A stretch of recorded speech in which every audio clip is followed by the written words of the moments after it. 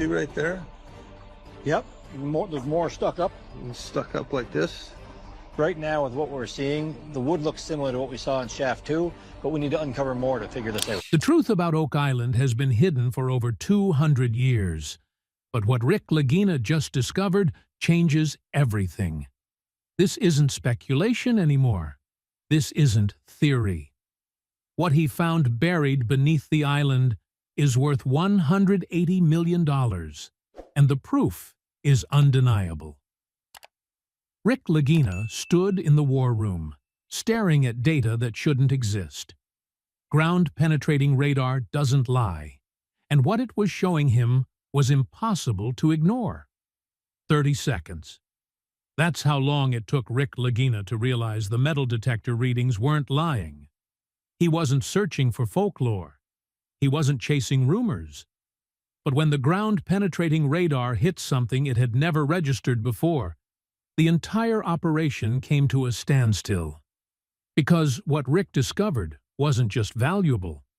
It was worth more than anyone had dared to imagine. And here's the part that'll blow your mind. It wasn't surface level. It wasn't shallow.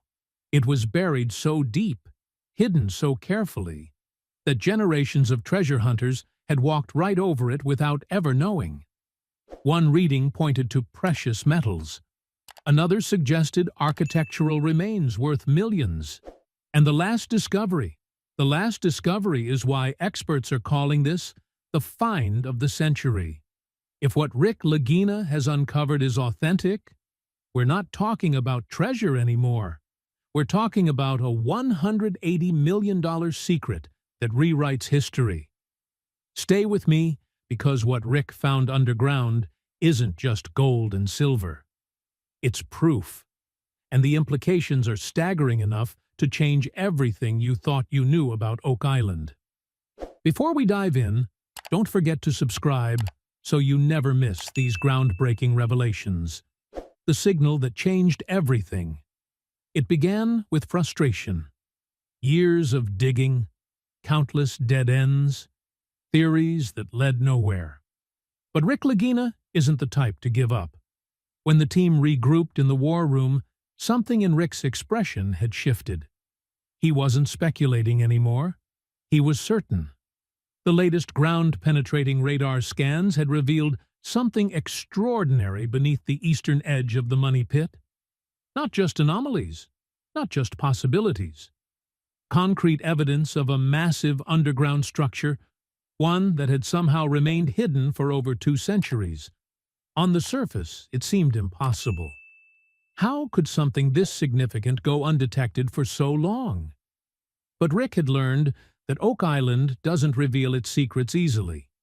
The island protects what's buried beneath it, with layers of engineered deception, flooding tunnels, false chambers, and deliberate misdirection. What wasn't routine was the size of the readings. Because just as the team prepared to drill, the data revealed something nobody anticipated. A chamber, roughly 40 feet across, sitting at a depth of 185 feet, directly beneath the spot where the original treasure hunters had given up in 1805. Before we explore this further, it's clear that what Rick discovered goes far beyond any previous find on Oak Island. And this won't be the only revelation that forces us to reconsider everything we thought we knew about this place. The team didn't realize it yet, but they were standing on top of the most significant archaeological discovery in North American history. So, the ground-penetrating radar showed a distinct rectangular outline, perfectly symmetrical, with walls that appeared to be reinforced stone. A vault. Not a natural formation, not a collapsed mine shaft, a deliberately constructed vault, built to last centuries, built to protect something of immense value.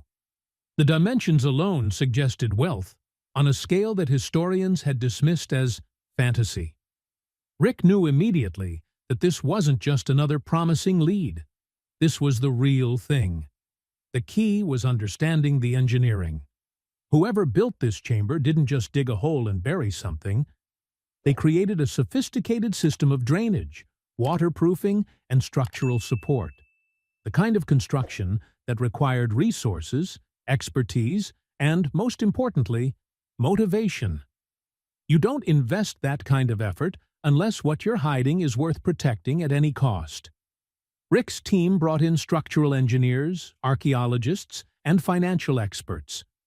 Their consensus was unanimous.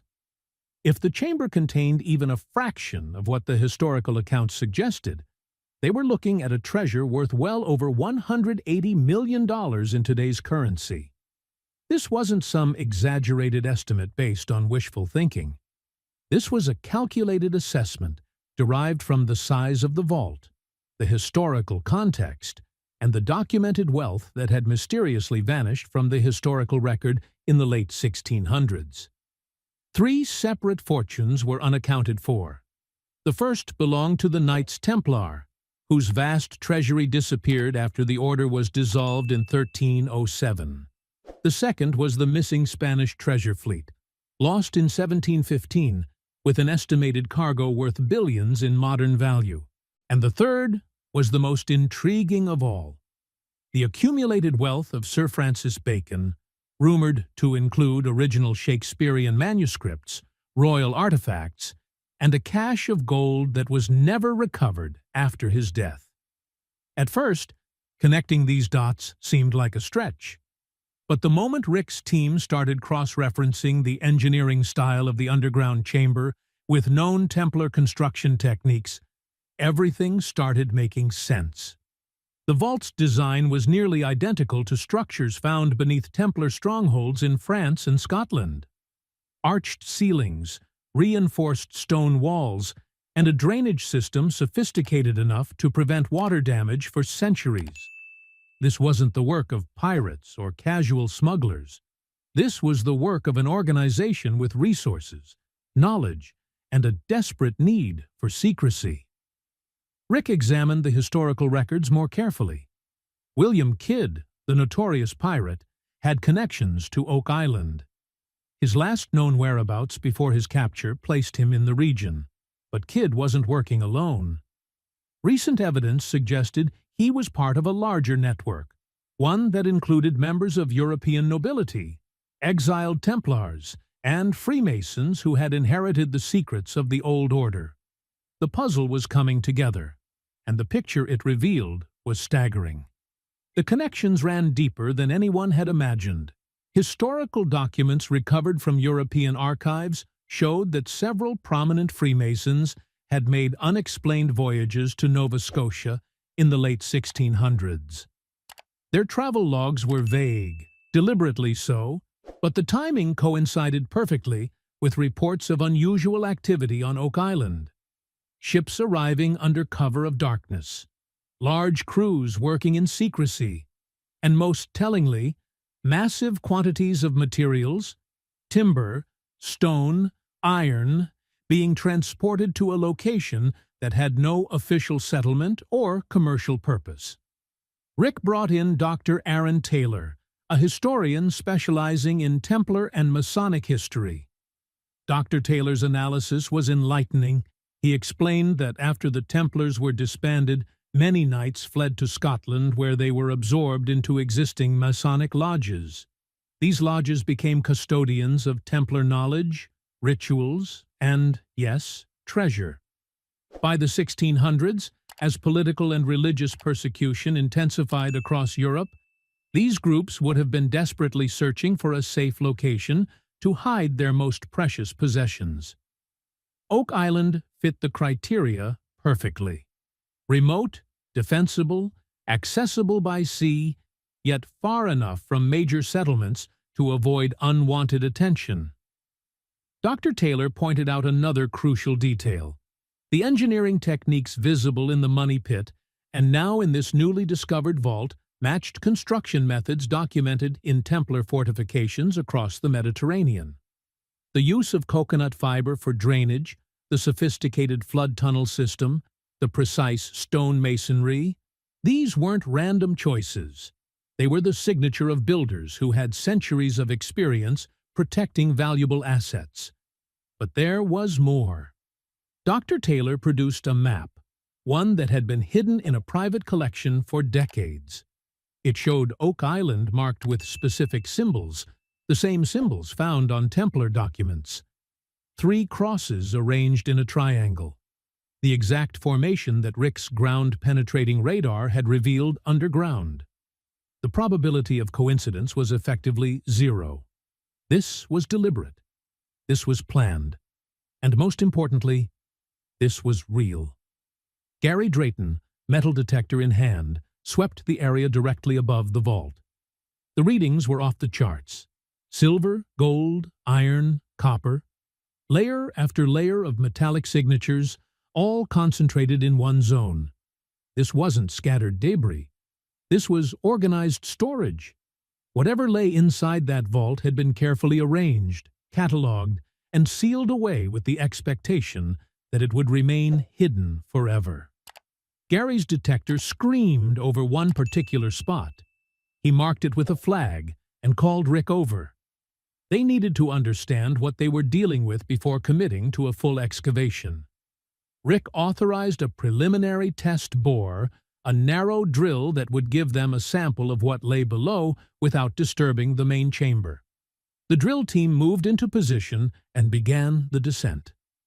At 50 feet, the drill pulled up clay mixed with wood fragments. At 100 feet, charcoal and ash, evidence of the burning technique they'd seen elsewhere on the island. At 130 feet, the drill bit caught something and slowed. The team stopped immediately. They pulled the core sample up carefully. What emerged made everyone go silent. Embedded in the clay was a coin. Not just any coin, a gold coin, Portuguese, dated 1640. It was in remarkable condition, barely corroded, protected by the waterproof clay seal. Rick held the coin up to the light. This single artifact confirmed what the radar had suggested. There was treasure down there. Real treasure. And if one coin had survived in such pristine condition, what else might be waiting in that sealed vault? The team's energy shifted from cautious optimism to focused determination. They weren't chasing myths anymore. They were recovering history. Marty Lagina arrived at the site, having flown in specifically for this moment. He examined the coin, the radar data, and the engineering reports. His background in engineering made him particularly interested in the construction details. How had the builders managed to create such a sophisticated structure at such a depth with 17th century technology? The answer, as Dr. Taylor explained, was that they had help. Lots of it. Building something like this would have required dozens of workers, months of labor, and significant financial investment. Whoever commissioned this project had resources and authority. Marty raised an important question. If this vault was built in the 1600s, why hadn't it been retrieved? Why leave something so valuable buried for centuries? Dr. Taylor had a theory. Whatever was hidden here wasn't meant to be temporary storage. It was meant to be permanent. Perhaps the people who buried it intended to return, but never could. War, disease, political upheaval, any number of catastrophes could have prevented them from coming back. Or perhaps, and this was the more intriguing possibility, they never intended to retrieve it at all. Perhaps this was a time capsule, meant for future generations to discover. Rick made the decision. They would drill, not with a standard rig, but with a custom-designed caisson capable of reaching the chamber without compromising its structural integrity. The operation would be expensive, risky, and there were no guarantees. But walking away was no longer an option. The evidence was too compelling, the potential too significant. Vanessa Lucido and her ROC equipment team arrived within 48 hours. They brought specialized drilling equipment, casing materials, and a team of engineers experienced in deep excavation work. Vanessa reviewed the site plans and immediately identified challenges.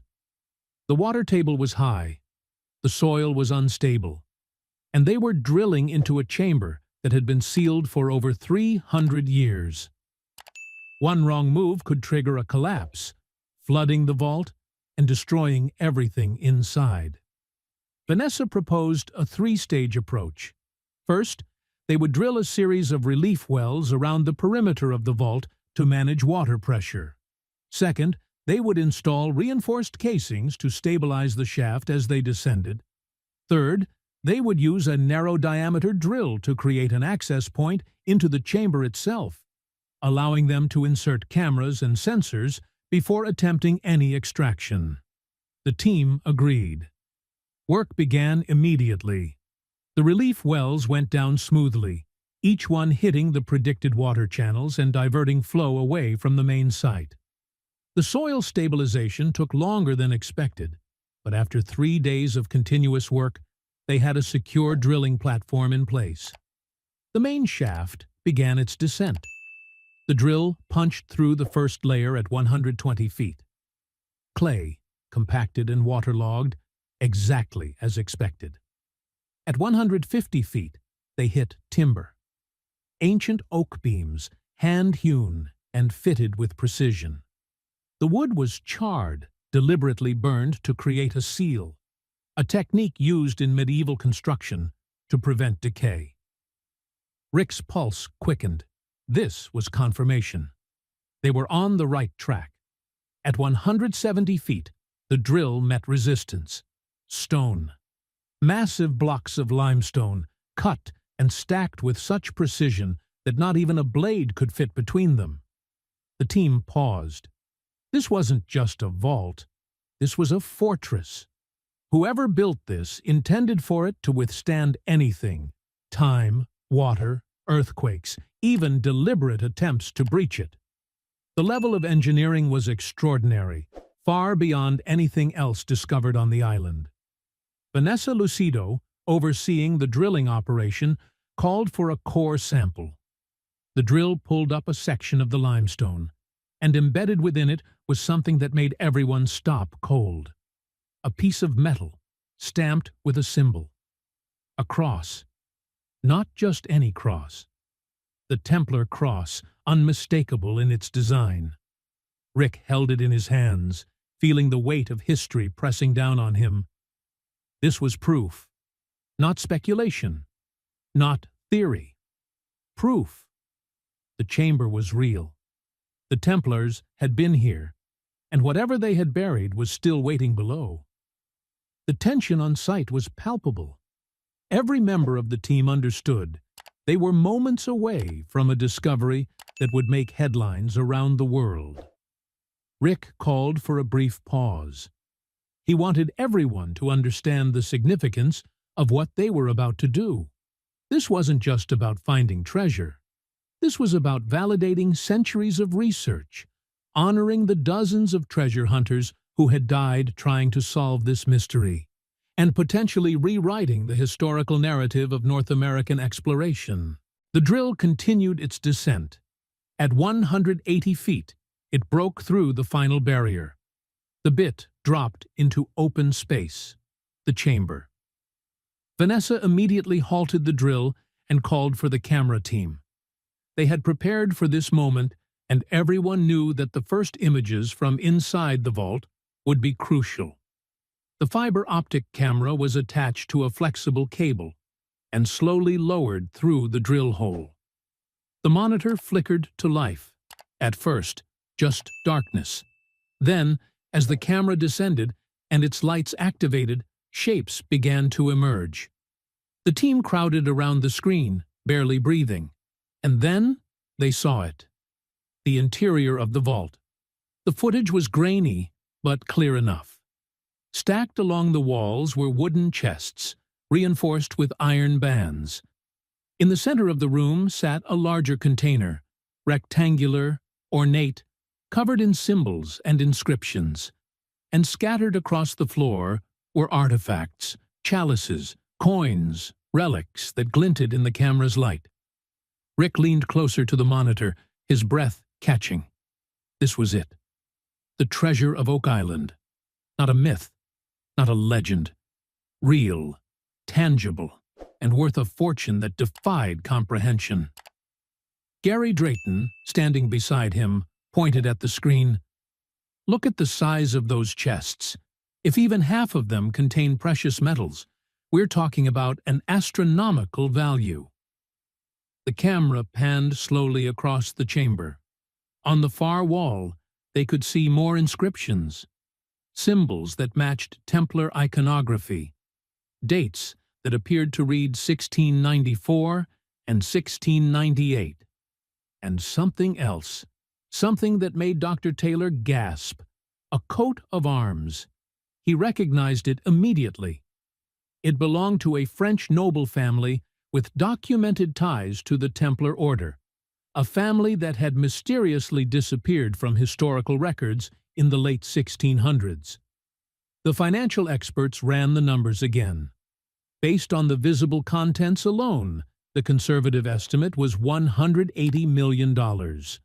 But if the manuscripts were authentic, if the relics included what historians believed, the true value could exceed $500 million. One of the chests appeared to be filled with gold coins. Another seemed to contain jewelry and ornamental pieces. The large central container remained a mystery, but its placement and construction suggested it held something of supreme importance. The implications were staggering. This wasn't just about money. This was about rewriting history, proving that the Templars had reached North America long before Columbus, confirming that Oak Island was a strategic repository for knowledge and wealth deemed too dangerous to remain in Europe, and validating centuries of speculation that had been dismissed as fantasy. Rick stood in silence, staring at the screen. His brother Marty joined him, both men processing the magnitude of what they had just uncovered. The island had fought them for years. It had flooded their shafts, collapsed their tunnels, and buried their equipment. But it had finally yielded its greatest secret. And now the real work began. Extracting the treasure without destroying it, preserving the artifacts, documenting everything for the world to see. But there was something else. Something the camera had captured in the final seconds of footage. On the far wall of the chamber, partially obscured by shadow, was an inscription, carved deep into the stone. Latin. Rick had it translated immediately. The words sent a chill down his spine. Here lies the truth they sought to destroy. What truth? What knowledge had been deemed so dangerous that it required burial beneath an island in the middle of the Atlantic? Rick didn't have the answer yet, but he knew one thing with absolute certainty. This discovery was only the beginning. The $180 million treasure was real, but the secrets it protected, those were priceless. The team began planning the extraction. Vanessa warned that removing artifacts from a sealed chamber after 3 centuries was incredibly delicate work. The sudden exposure to air and moisture could cause irreversible damage to documents, textiles, and even some metals. They would need to bring in conservation specialists, climate-controlled containers, and possibly even build a temporary clean room on site. Meanwhile, word of the discovery was already starting to leak. Despite the team's best efforts to maintain secrecy, people had noticed the increased activity on the island. News helicopters had been spotted flying overhead, and social media was buzzing with speculation.